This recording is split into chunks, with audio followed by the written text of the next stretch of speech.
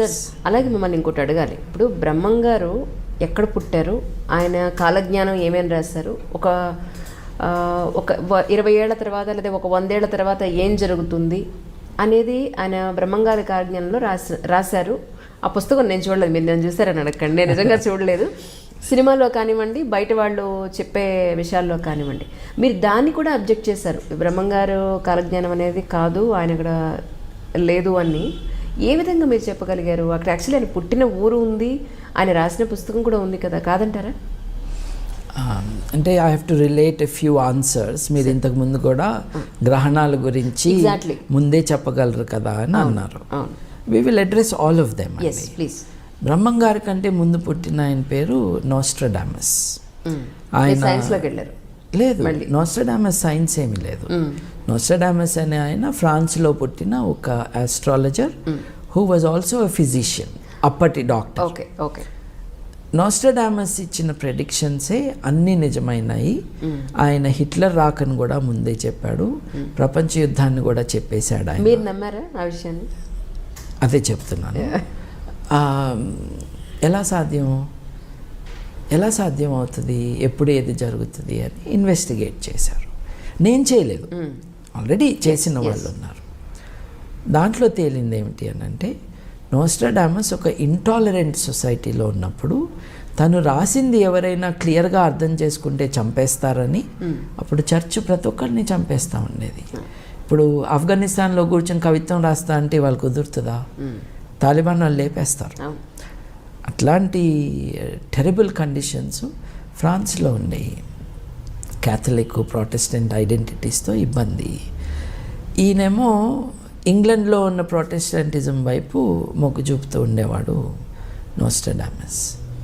ఆయన తన contemporary events అన్నీ కూడా అర్థం అయ్యి కాని భాషలో, ఈ కాథ్రా అనే ఫ్రెంచ్లో 4 పాదాల కవిత్వం అది రాస్తూ ఉండేవాడు. దాంట్లో హిస్టర్ అన్న పదాన్ని వాడాడు. హిస్టర్ని పట్టుకుని హిట్లర్ అన్నారు. కానీ హిస్టర్ అన్నది ఒక భౌగోళిక ప్రాంతం. ఏదైనా విషయం జరిగితే ఆయన రాసిన దాంట్లో దీనికి సిమిలారిటీ ఉంటే దాన్ని దీనికి అన్వయించుకోవటం, అడాప్ట్ చేయటం అన్నది చేశారనమాట. ఫైనల్గా తేలింది ఏంటి అని అంటే, కంటెంపరీగా జరుగుతున్న విషయాలు ఇంతకుముందు జరిగిన విషయాల్ని తీసుకొచ్చి దాన్ని ఫ్యూచర్లో మాట్లాడినట్టుగా చెప్పారు అని.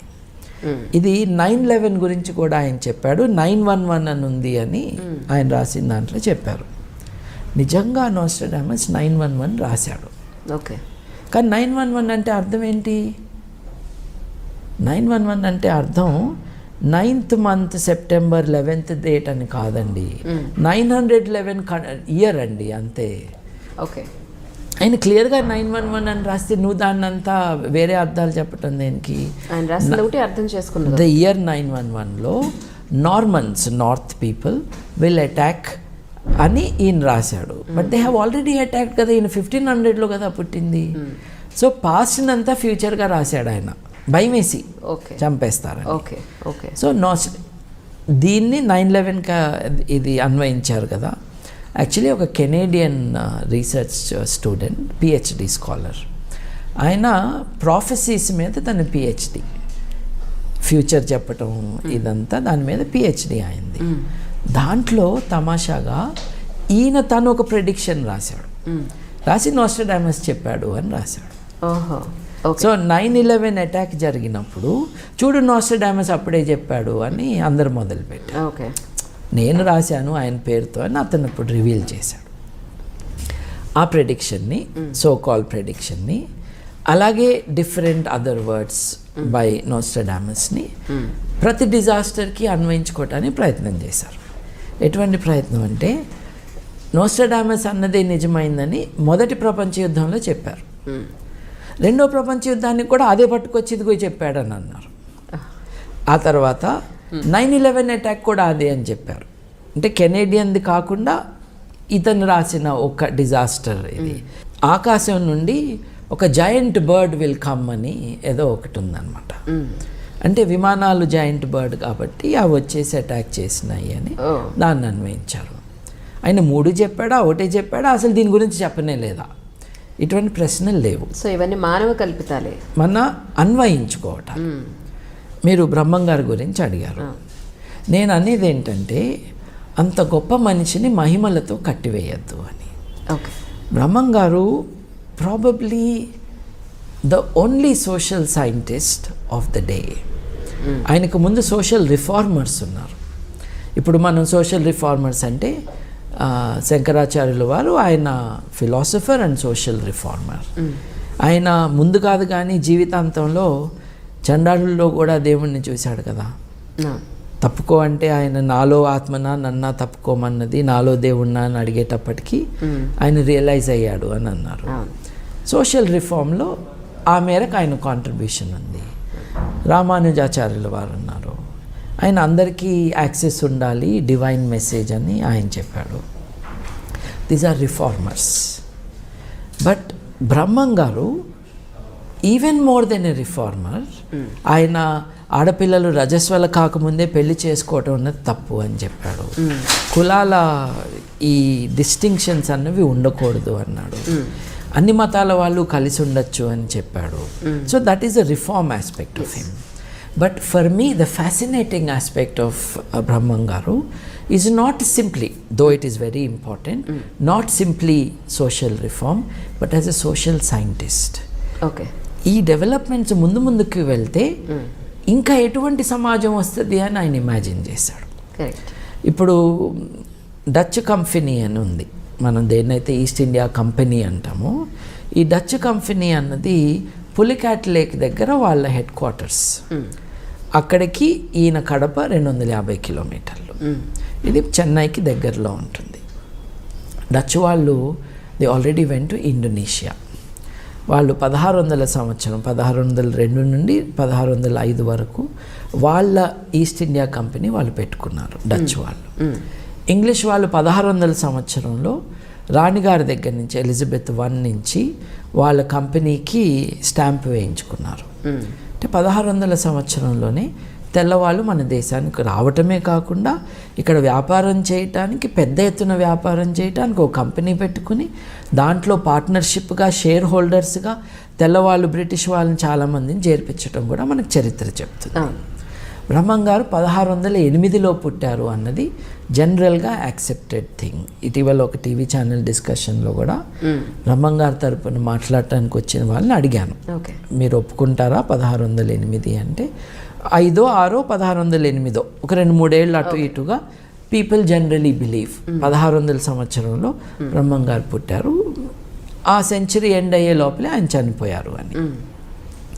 ఇంతవరకు seems to be an accepted thing about Brahmam garu. ఈ దేశానికి తెల్లవాళ్ళు వస్తారు అని వాళ్ళు ఆల్రెడీ వచ్చాక కదా చెప్పినట్టు. మరి 1600లో వాళ్ళు కంపెనీయే పెట్టింది. ఈయన 1608లో పుడితే ఈ ఆలోచన రావడానికి ఇంకో 15-20 ఏళ్ళు అయితే అప్పటికే తెల్లవాళ్ళు కంపెనీ ఆరంభం చేసి 30 ఏళ్ళు అయిపోయింది. ఆల్రెడీ జరుగుతూ ఉన్నదాన్ని లేదా జరిగిపోయిందని కొంచెం ఇన్ అడ్వాన్స్గా ముందు ఏం జరగచ్చు అనేది ప్రిడిక్షన్ చేసి చెప్పుండొచ్చు. అది ప్రెడిక్షన్ అని అనకూడదు, projection in to the future of current development. అది ఎంత గొప్ప ఎబిలిటీ అండి. అలాగే వీళ్ళు డచ్ వాళ్ళు ఇండోనేషియాని చాలా, డచ్ వాళ్ళు ఇంగ్లీష్ వాళ్ళకంటే చాలా ఘోరంగా డచ్ కొలోనియలిజం నడిచింది. ఇండోనేషియాని నాశనం చేశారు డచ్ వాళ్ళు. ఇండోనేషియన్ ట్రెడిషన్స్ని, కల్చర్ని కూడా స్టడీ చేశారు. ఎట్లా అయితే ఇండియన్ ట్రెడిషన్స్ కల్చర్ని ఫ్రెంచ్ వాళ్ళు, ఇంగ్లీష్ వాళ్ళు ఇద్దరూ చేశారు, అట్లాగే ది డచ్ స్టడీడ్ ఇండోనేషియా. ఇండోనేషియాలో మనకి తోలుబొమ్మలాట ఎట్లాగో నీడలతో కథలు చెప్పటం అన్నది వాళ్ళకొక విద్య, వాళ్ళ కళ అది. సో రామాయణం కూడా నీడలతో చెప్తారు అక్కడ, అటువంటి విద్య వాళ్ళది. తెర మీద నీడలు. బ్రహ్మం గారు అదే కదా చెప్పింది, కొత్తగా సినిమా అని చెప్పలా, ఆల్రెడీ జరుగుతున్న విషయం చెప్పారు. అలాగే గ్రంథి అనే ఆయన వస్తారు, ఆయనే గాంధీ అన్నారు. ఏమో నిజంగా గ్రంథి అనే ఆయన వస్తాడేమో ముందు గ్రంథి గాంధీ ఒకటి కాదుగా. But I don't think it is possible. It is not possible to divine the future. Science ప్రకారం కానీ ఇంకే విధంగా కానీ it is not possible to divine the future in this way. You can anticipate. ఒక ఫ్యూచరాలజిస్ట్గా టెక్నాలజీ ఇట్లా develop అవుతుంది, మీరు cinema హాల్కి వెళ్ళి సినిమా చూడక్కర్లేదు, సినిమానే మీ ఇంటికి వస్తుందని చెప్పచ్చు. టెక్నాలజీ వాట్ నెక్స్ట్ అనేది మనం ఆలోచిస్తాం. Absolutely. And that is social science. ఆ ఆస్పెక్ట్లో బ్రహ్మం garu is unparalleled in his ability to think and to create a human approach to all this. ఆడపిల్లలు ఎప్పుడు పెళ్లి చేసుకోవాలి దగ్గర నుంచి ఎవరెవరిని పెళ్లి చేసుకోవాలి దాకా, కులాలు అడ్డం రాకూడదంటము, మతం అడ్డం రాకూడదంటము, ఇవన్నీ గొప్ప విషయాలే కదా. అట్లాగే వితంతువులు కూడా రాజ్యాలు వెళ్తారు అని చెప్పటము. కానీ వితంతువులు రాజ్యాలు వెళ్తారు అన్నది ఆయన చెప్పినప్పుడు నా దృష్టిలో ఆడవాళ్ళకు కూడా మీరు ఈక్వాలిటీ ఇస్తే, వితంతువులను కూడా మీరు మనుషులుగా చూస్తే వాళ్ళు రాజ్యాలను కూడా ఏలగలరు అని ఆయన చెప్పటం. అదిగో ఇందిరాగాంధీ అన్నారు. అప్పటికి ఇండియా లేదు కదండి, అప్పుడన్నీ చిన్న పిల్ల రాజ్యాలు కదా. ఇప్పుడు ఆయన ఉన్న దేశం కూడా, రాజ్యం కూడా ముస్లింలు పరిపాలిస్తున్న దేశం. సో ఇదంతా భారతదేశానికి అన్వయించుకుంటే ఎట్లా? అప్పటికి భారతదేశమే లేదు కదా.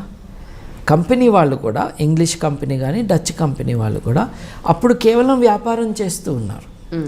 వాళ్ళు 100 సంవత్సరాలు వ్యాపారంలో వచ్చిన ఖండకావరం కావచ్చు, బలుపు కావచ్చు, ఆ రిసోర్సెస్ కావచ్చు, వాటిని వాడుకుని కదా భారతదేశాన్ని అదుపులోకి తెచ్చుకుంది వాళ్ళు. So when he was alive and saying these things, they were not our rulers, there was no India. సామ్రాజ్యాలు ఉండే అంతే. So basically all this is about అంటే నాట్ డైరెక్ట్లీ రిలేటెడ్. ఈ డెస్టినీ అనేది, జాతకం అనేది బేసిక్లీ అది. సో జాతకం అసలు ఎక్కడైనా ఏ కోణంలో కూడా పనిచేయదని బలంగా నమ్ముతారు మీరు, అంటే ఖండిస్తారు మీరు జాతకాలు, అంతేనా?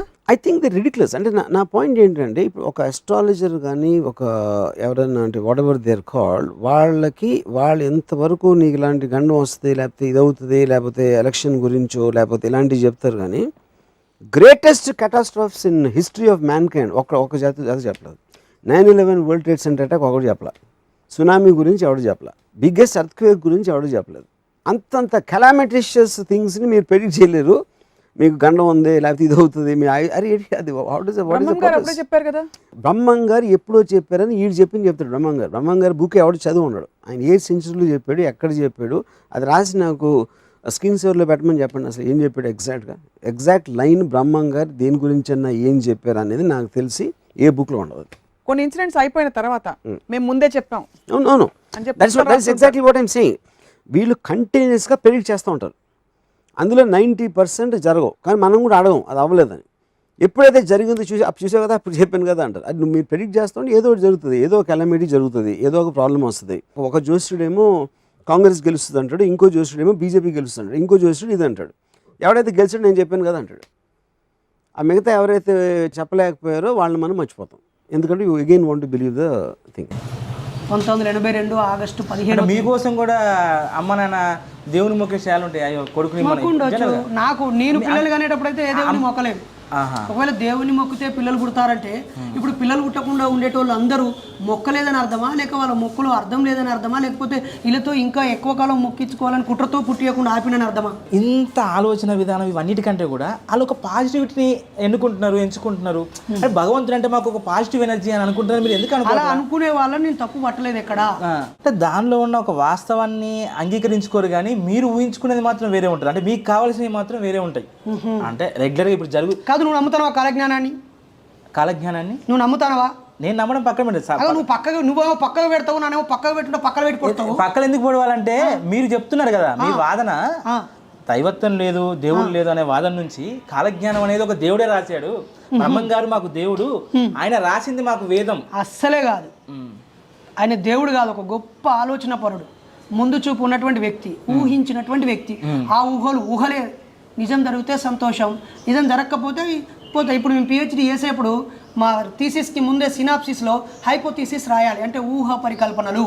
అంటే నా పరిశోధన ద్వారా ఈ సమస్యని గుర్తిస్తానేమో అనుకుంటున్నాను, దీనికి పరిష్కారం దొరుకుతుందేమో అనుకుంటున్నాను, లేదా ఇలా చేయాలనుకుంటున్నాను, ఇది ఉంది కావచ్చు అని ఆలోచన చేసి ప్రయోగం అది పరిశోధన చేసి నేను అనుకున్నది జరగవచ్చు, జరగకపోవచ్చు. ఎందుకు ఇక్కడ నాకేమర్థమవుతుందంటే అన్న మీ గురించి మనం చిన్నప్పుడు పుస్తకాలు చదువుకుంటాం, పుస్తకాలు అందరూ చదువుకొని పరీక్షల్లో ప్రశ్నలకి ఆన్సర్లు రాసుకోవడం కోసం చదువుకుంటాం. కానీ అన్నీ ఏం చేసి పిహెచ్డి దాకా పుస్తకాలు చదివి అసలు సమాజాన్ని ప్రశ్నించడానికి వెతుక్కున్నాడు ప్రతిదాన్ని. అంటే నాకు అర్థం అవుతుంది, అంటే మీరు లైబ్రరీలో ఉన్నారన్నారు, ఉస్మానియా యూనివర్సిటీ లైబ్రరీలోనే కూర్చున్నారు. ఎన్ని గంటలు చదివేటోళ్ళన్నా? అలా అని కాదు, చాలాసార్లు క్లాక్ గుండ్రంగా తిరిగిన సందర్భాలు ఉంటాయి, డేట్ క్యాలెండర్స్ మారిన సందర్భాలు కూడా ఉంటాయి. ఈవెన్ జైల్లో కూడా 20 గంటలు చదివిన రోజులు ఉంటాయి.